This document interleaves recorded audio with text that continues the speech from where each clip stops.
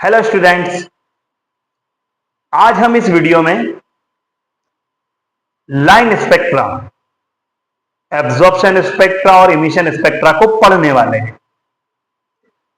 Absorption spectra और emission spectra को पढ़ने वाले हैं। उसके पहले हम dual behaviour of electromagnetic radiation के बारे में बात करेंगे। पिछले कुछ वीडियोस में हम ये बात कर चुके हैं कि इलेक्ट्रोमैग्नेटिक रेडिएशन वेव की तरह भी बिहेव करती है।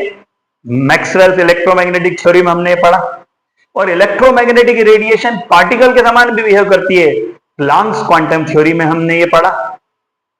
तो हम ये बहुत अच्छे से जानते हैं कि इलेक्ट्रोमैग्नेटिक रेडिएशन वेव की तरह भी बिहेव करती है और पार्टिकल की तरह भी बिहेव करती है। तो हम क्या बोल सकते हैं इसे?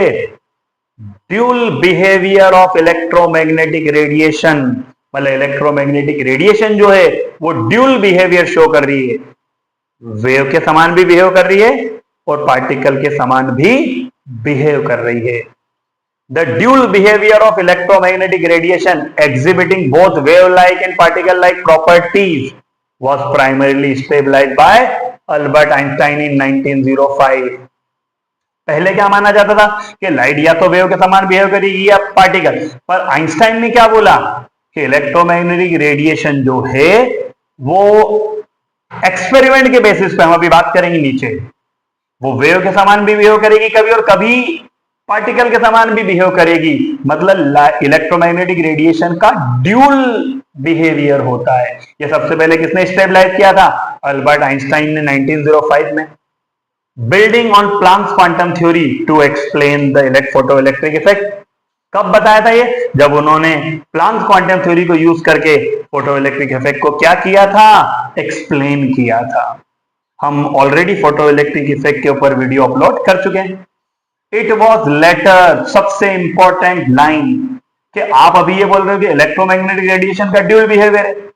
लुइस डिब्रॉय ने या डी ब्रॉगली ने 1924 में ये बताया कि जैसे इलेक्ट्रोमैग्नेटिक रेडिएशन, या हम लाइट भी बोल सकते हैं, ड्यूल बिहेवियर शो करती है, वैसे ही कोई भी मैटर अगर हम लें तो वो भी क्या शो करता है? ड्यूल बिहेवियर शो करता है। ये हम आगे जब डी ब्रॉगली हाइपोथेसिस के ऊपर वीडियो बनाएंगे तो हम उस डिटेल में इसके बारे में वहां पे बात करेंगे।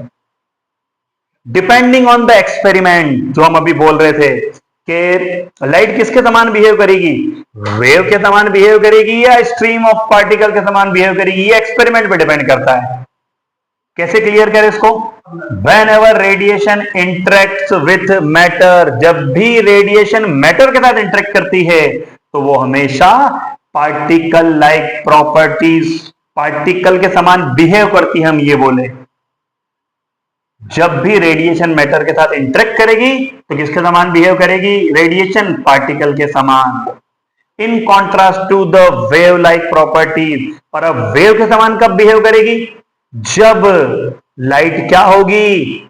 प्रोपोगेट होगी। बहुत इंपॉर्टेंट कॉन्सेप्ट है। लाइट या रेडिएशन जब प्रोपोगेट होगी तो किसके समान बिहेव करेगी? वेव के समान बिहेव करेगी। और वेव के समान बिहेव करेगी तो लाइट में हम क्या देख पाएंगे? इंटरफेरेंस और डिफ्रेक्शन। इनके ऊपर भी हम वीडियो अपलोड कर चुके हैं और हम ये जानते हैं कि इंटरफेरेंस और डिफ्रेक्शन को अगर आपको समझना है तो आपको लाइट को एज अ वेव ट्रीट करना पड़ेगा। हम ऑलरेडी ये चीज डिफ्रेक्शन और इंटरफेरेंस के जो वीडियो में समझ चुके हैं। क्लियर? अब हम आते हैं हमारे मेन टॉपिक पे। इस वीडियो का जो हमारा मेन टॉपिक है एटॉमिक स्पेक्ट्रा, और उसके ऊपर जो लिखा है वो ध्यान से पढ़िए आप। Evidence for the quantized electron energy levels, electronic energy level. Planck ने क्या बताया था कि एनर्जी जो है वो क्या होती है? क्वांटाइज्ड होती है, कंटिन्यूस नहीं होती है। प्लांक क्वांटम थ्योरी में हम पढ़ चुके हैं। एनर्जी किसके फॉर्म में होती है? फोटॉन्स के फॉर्म में होती है। फोटॉन्स की एनर्जी कितनी होती है? एच न्यू होती है। तो एनर्जी क्या हो सकती है? या तो एच न्यू हो सकती है, 2h new, 3h new, 4h new, इनके बीच की कोई एनर्जी नहीं हो सकती। ये हम ऑलरेडी प्लांक क्वांटम थ्योरी में पढ़ चुके हैं। अब हम क्या कर रहे हैं? एविडेंस दे रहे हैं कि जो एनर्जी लेवल्स होते हैं वो कंटिन्यूस नहीं होते हैं। क्या होते हैं? क्वांटाइज्ड होते हैं। एविडेंस, साक्ष्य प्रस्तुत करेंगे, साक्ष्य देंगे हम, राइट। तो एविडेंस में अगर हम बात करें तो एटॉमिक स्पेक्ट्रा को अगर हम स्टडी करेंगे तो हम ये समझ पाएंगे कि इलेक्ट्रॉनिक एनर्जी लेवल्स जो हैं वो क्या होते हैं? क्वांटाइज्ड होते हैं। बहुत ध्यान से आप देखिएगा कि हम आगे क्या पढ़ने वाले हैं। एटॉमिक स्पेक्ट्रा प्रोवाइड की evidence for quantized electronic energy levels. जो एटॉमिक स्पेक्ट्रा है वो हमको बहुत ही महत्वपूर्ण एविडेंस शो करते हैं या प्रोवाइड करते हैं कि इलेक्ट्रॉनिक एनर्जी लेवल्स क्या होते हैं? क्वांटाइज्ड होते हैं। हम ऑलरेडी क्वांटाइज्ड वर्ड को समझ चुके हैं। एज एटम्स इमिट और absorb light at specific discrete wavelength rather than a continuous spectrum. क्या बोल रहे हैं हम? कि एटम लाइट को इमिट या एब्जॉर्ब करेगा तो किसी स्पेसिफिक वेवलेंथ की लाइट को ही एब्जॉर्ब करेगा, इमिट करेगा। पूरे कंटिन्यूस स्पेक्ट्रम की अगर हम बात करें तो उसको एटम एब्जॉर्ब या इमिट नहीं करेगा। These sharp unique spectral lines. तो यहां से आगे बढ़ने के पहले मैं आपको कुछ डायग्राम से पहले एक बार बता देता हूं कि एब्जॉर्प्शन और इमिशन स्पेक्ट्रा होते क्या है, तो हमको थ्योरी ज्यादा बेटर समझ में आएगी। तो इस थ्योरी को हम अभी पढ़ेंगे, पर पहले हम एक बार डायग्राम से किसको समझ लेते हैं कि एब्जॉर्प्शन और इमिशन स्पेक्ट्रा होता क्या है, फिर हम थ्योरी पे आएंगे तो थ्योरी ज्यादा बेटर समझ में आएगी। आप ध्यान से देखिएगा। हम ऑलरेडी पिछले कुछ वीडियो में बात कर चुके हैं कि इलेक्ट्रोमैग्नेटिक स्पेक्ट्रम क्या होता है। Gamma rays, X rays, UV, visible, IR, microwave, radio, long radio wave, ये पूरा इलेक्ट्रोमैग्नेटिक स्पेक्ट्रम है। लेफ्ट से राइट जाएंगे तो वेवलेंथ क्या होती जाएगी? बढ़ती जाएगी। हम पढ़ चुके हैं वेवलेंथ क्या होती जाएगी? बढ़ती जाएगी। क्लियर? अब आपने कभी मतलब आपकी जो पिछली जो क्लासेस है वहां पढ़ा होगा आपने कि व्हाइट लाइट को, जो सन से जो लाइट आ रही व्हाइट लाइट, उसको अगर एक प्रिज्म में से हम पास करवाएं तो प्रिज्म जो है व्हाइट लाइट जब प्रिज्म से पास होगी तो कितने कलर दिखते हैं हमें? 7 कलर दिखते हैं। विबग्योर, VIBGYOR, विबग्योर हमने पढ़ा है। तो लाइट जो है, व्हाइट लाइट जो है, वो कितने कलर से मिलके बनी हुई है? 7 कलर से मिलके बनी हुई है। ये 7 कलर्स किस स्पेक्ट्रम में आते हैं? विजिबल स्पेक्ट्रम में आते हैं। तो प्रिज्म क्या करता है? जो व्हाइट लाइट है इसके जो 7 कलर्स हैं, जो 7 कंपोनेंट्स कलर है, उनको सबको क्या कर देता है? ये अलग अलग कर देता है, रिजॉल्व कर देता है। मतलब हमको सातों कलर अलग अलग दिखने लग जाते हैं। ये किससे हो रहा है? प्रिज्म से हो रहा है। ये प्रिज्म की रिजॉल्विंग पावर पे डिपेंड करता है कि उसने सातों कलर को अलग अलग क्या कर दिया? रिजॉल्व कर दिया। तो ये जो स्पेक्ट्रम है, ये जो सातों कलर है, किस स्पेक्ट्रम में होते हैं? विजिबल स्पेक्ट्रम में होते हैं। हम ऑलरेडी जानते हैं बात। अब आप समझिएगा कि इमिशन और एब्जॉर्प्शन स्पेक्ट्रम क्या होता है। तो मैंने आपको बोला पहले डायग्रामेटिकली बात कर ले, फिर थ्योरी पढ़ेंगे। ये सेम जो हमने ऊपर फोटो देखा, व्हाइट लाइट है, प्रिज्म में से पास करवाओगे, डिस्पर्जन फिनोमिना बोलते हैं इसको। स्क्रीन पे आपको सातों कंपोनेंट कलर दिखाई देंगे जो व्हाइट लाइट में होते हैं। इन्हीं को हम क्या बोलते हैं? कंटिन्यूस स्पेक्ट्रम बोलते हैं। ये विबग्योर दिख गया हमको, सातों कलर दिख गए। अब आप ध्यान से सुनिएगा कि ये श्योर है कि व्हाइट लाइट में कितने कलर्स हैं? 7 कलर्स हैं। ये स्पेक्ट्रम कंटिन्यूस स्पेक्ट्रम है, बिल्कुल क्लियर है। ब्लैक बैकग्राउंड पे आपको सातों कलर दिखाई दे रहे हैं। क्लियर? ये व्हाइट लाइट को जब हमने प्रिज्म से पास करवाया तो हमें ऐसा दिखता है। अब एटॉमिक स्पेक्ट्रा की अगर बात करें तो ध्यान से सुनिएगा। ये कोई वेसल है, बर्तन है, जिसमें आपने हाइड्रोजन गैस फिल कर रखी है। हम हाइड्रोजन के एटॉमिक स्पेक्ट्रा के बारे में बात करने वाले हैं। कौन सी गैस फिल कर रखी है आपने? हाइड्रोजन गैस फिल कर रखी है। क्लियर? जब हम इस व्हाइट लाइट को इस वेसल में से पास करेंगे। क्लियर कीजिएगा, वहां ये वेसल नहीं था ऊपर डायग्राम में, मतलब जो हाइड्रोजन गैस थी वो नहीं थी।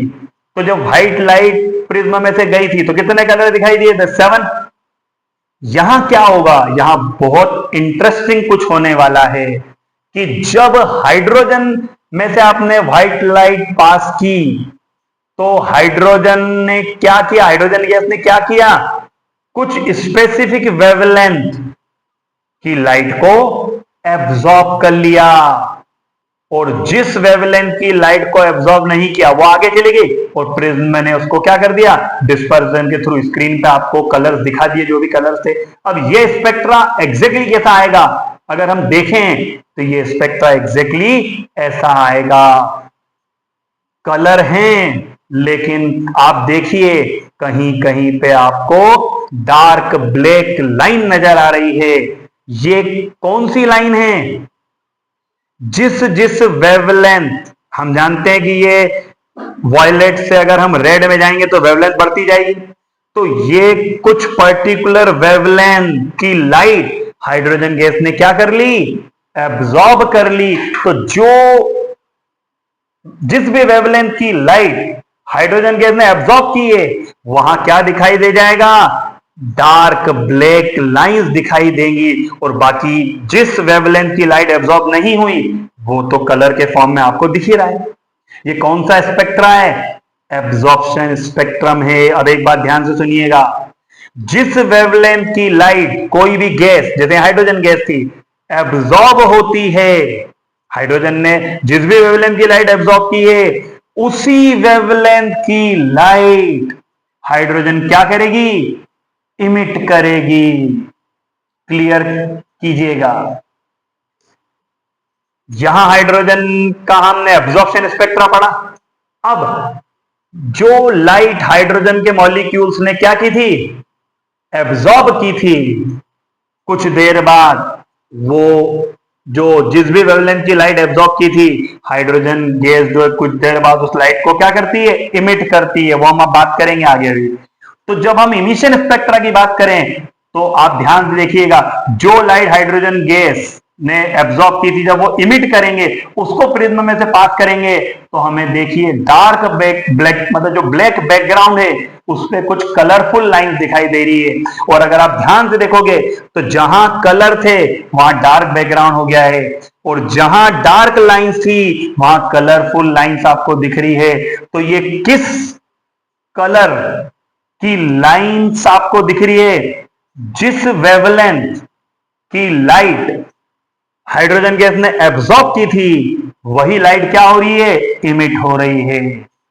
मतलब एब्जॉर्प्शन और इमिशन स्पेक्ट्रा का क्या होता है? आपस में कनेक्शन होता है, रिलेशन होता है। जो लाइट एब्जॉर्ब होती है वही क्या होती है?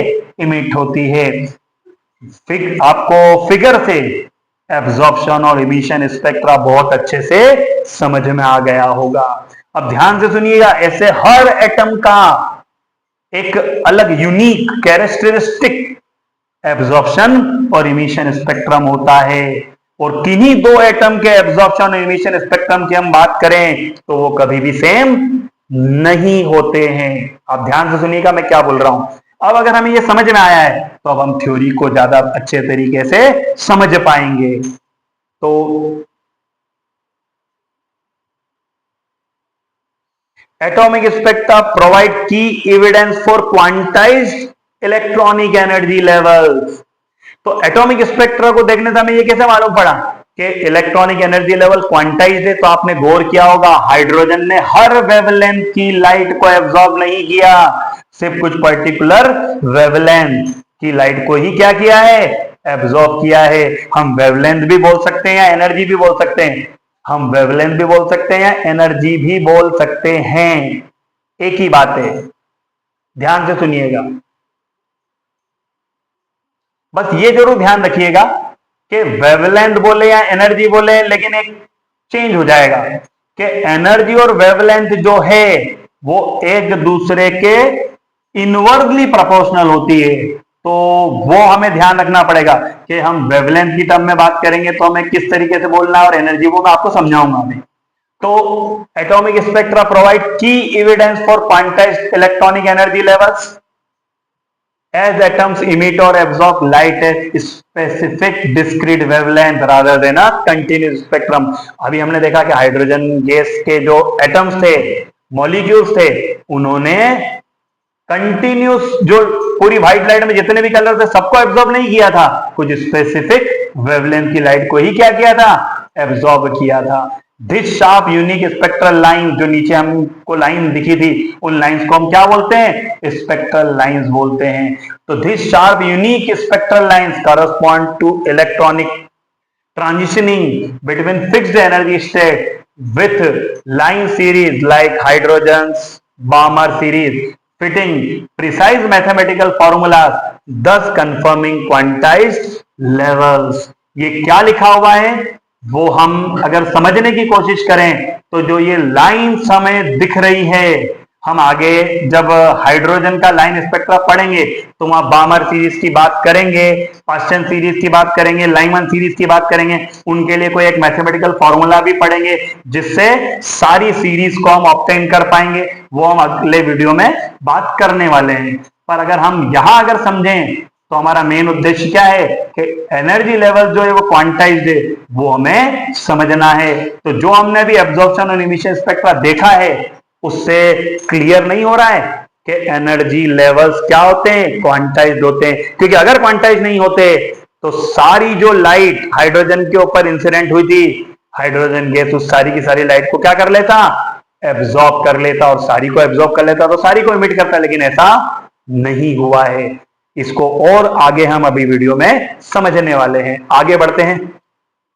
The speed of light depends upon the nature of medium through which it passes. हम जानते हैं कि स्पीड ऑफ लाइट किसके ऊपर डिपेंड करती है, किस मीडियम से लाइट पास हो रही है। As a result the beam of light is deviated और refracted from its original path as it passes from one medium to another. आपने देखा होगा कि यही तो कारण है कि व्हाइट लाइट जब प्रिज्म में से पास हुई तो वो डेविएट हो गई, क्योंकि बाहर कौन सा मीडियम है, एयर, और अंदर ग्लास। तो जब लाइट एक मीडियम से दूसरे मीडियम में ट्रेवल करती है तो डेविएट हो जाती है या रिफ्रैक्ट हो जाती है उसके ओरिजिनल पाथ से। Clear? It is observed that when a ray of white light is passed through a prism, it is spread out into a series of color bands called spectrum। हमने अभी देखा कि जब हम व्हाइट लाइट को prism में से पास करेंगे तो हमको कलर्ड बैंड दिखेंगे, इसको हम बोलते हैं spectrum. The spectrum of white light that we can see, उसको हम क्या बोलते हैं, कंटिन्यूस स्पेक्ट्रम। कंटिन्यूस क्यों बोलते हैं, क्योंकि आपने अगर एक चीज गौर की हो तो वॉयलेट किस में मर्ज है, ब्लू में, ब्लू किस में मर्ज है, ग्रीन में, एंड सो ऑन। आप ध्यान से देखिए, आपको ऐसा कहीं नहीं दिखेगा कि वॉयलेट खत्म हो गया उसके बाद में इंडिगो या ब्लू स्टार्ट हुआ, एक दूसरे में मर्ज है। ग्रीन कहीं खत्म हो गया और फिर येलो स्टार्ट हुआ, ऐसा नहीं है, कोई बाउंड्री नहीं है। ग्रीन खत्म हो रहा है और साथ साथ येलो स्टार्ट भी हो गया, मतलब कहीं भी आप देखोगे तो सारे कलर एक दूसरे में मर्ज हैं। इसीलिए तो हम इसको क्या बोलते हैं, कंटिन्यूस स्पेक्ट्रम।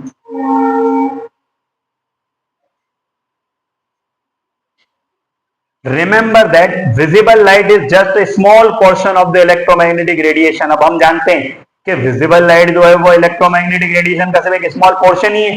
इलेक्ट्रोमैग्नेटिक रेडिएशन का जो स्पेक्ट्रम है उसमें तो बहुत सारे अलग अलग रीजन भी होते हैं, यूवी, आईआर, हम जानते हैं।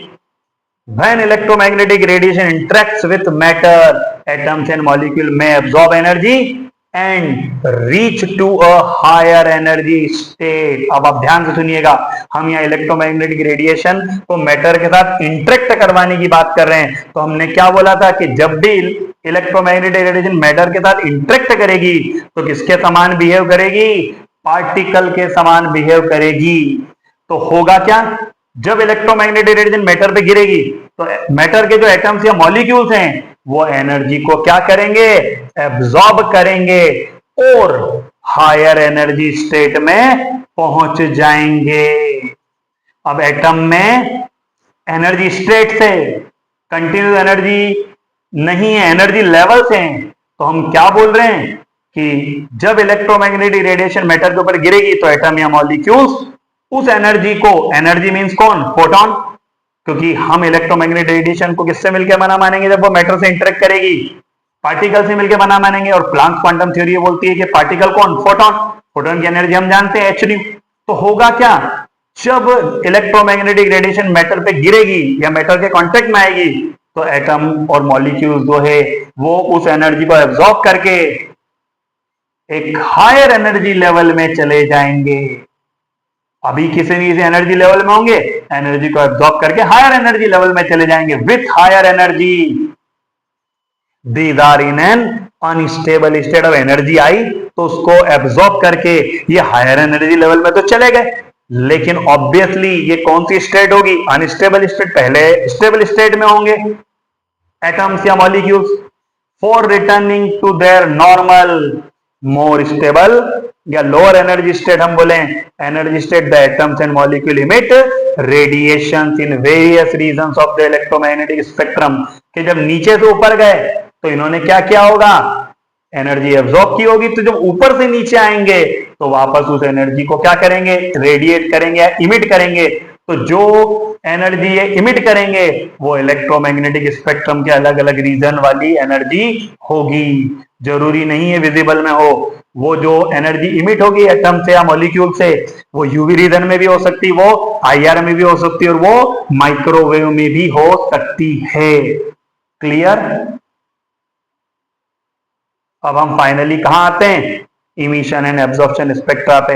हम इसको लाइन स्पेक्ट्रा भी बोलते हैं, दोनों को ही। इमिशन स्पेक्ट्रा भी लाइन स्पेक्ट्रा है और एब्जॉर्प्शन स्पेक्ट्रा भी लाइन स्पेक्ट्रा है। अभी हमने क्या पढ़ा, when gases, example hydrogen, helium, कुछ भी ले लो आप, are excited via electric discharge or heat, they emit light at distinct wavelength instead of a rainbow.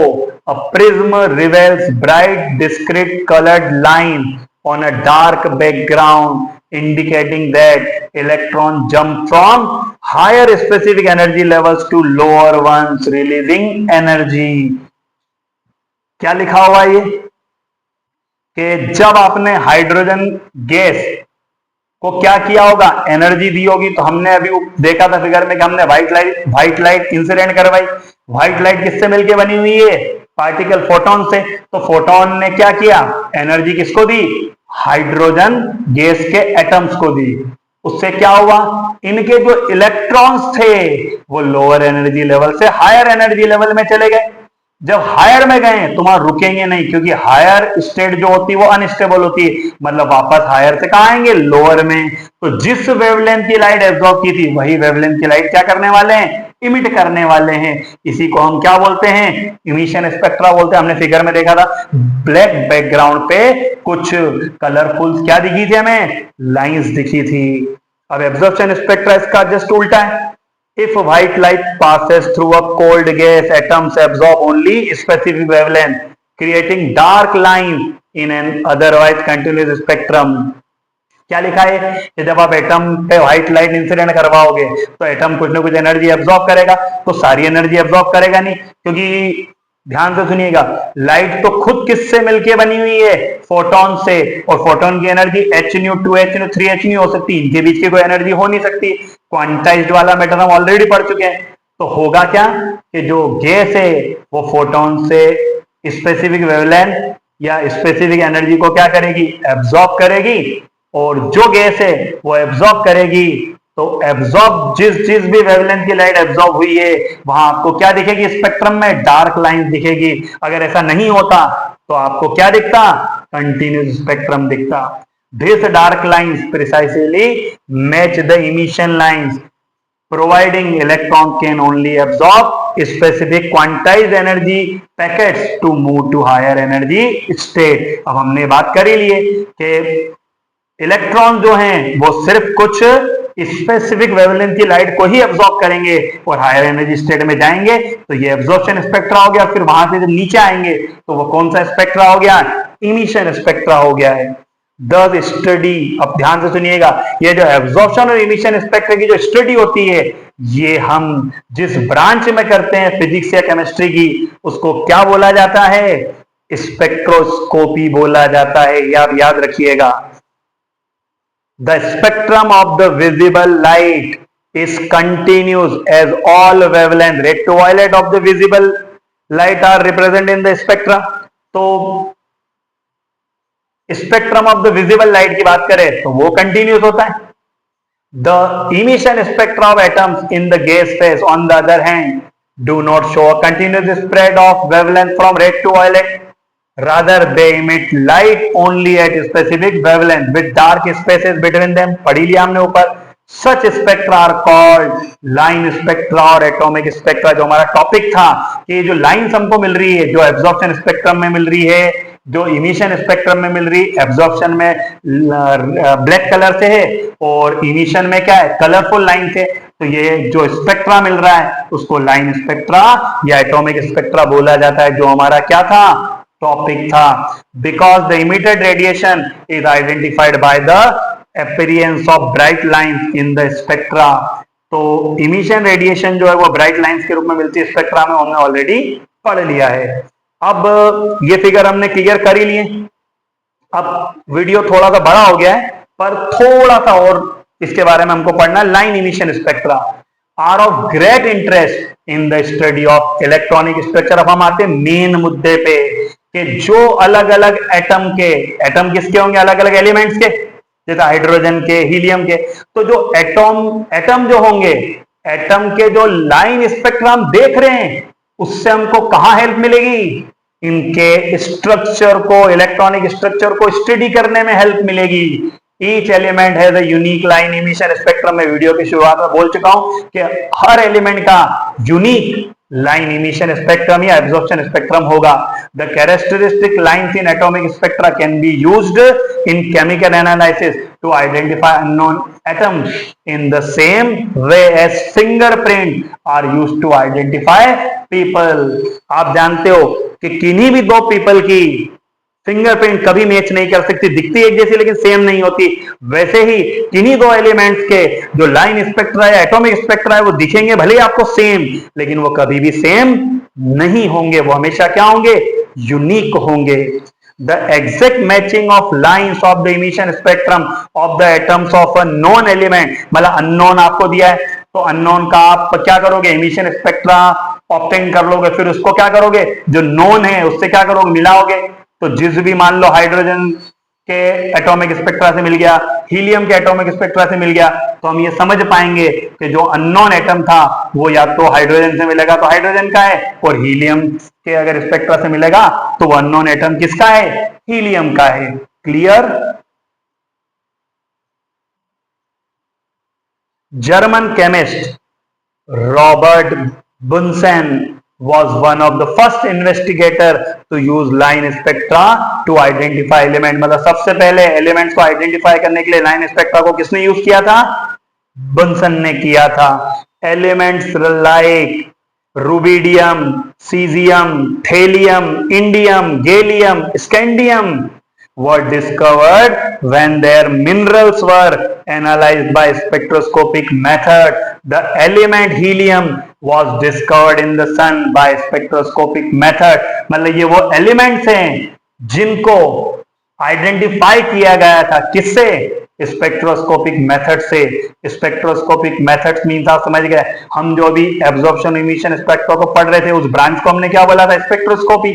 तो उसमें जिन मेथड्स का यूज करके हम स्टडी करते हैं उनको क्या बोलते हैं, स्पेक्ट्रोस्कोपिक मेथड। मतलब इन एलिमेंट्स को कैसे आइडेंटिफाई किया गया था, इनके लाइन स्पेक्ट्रा से।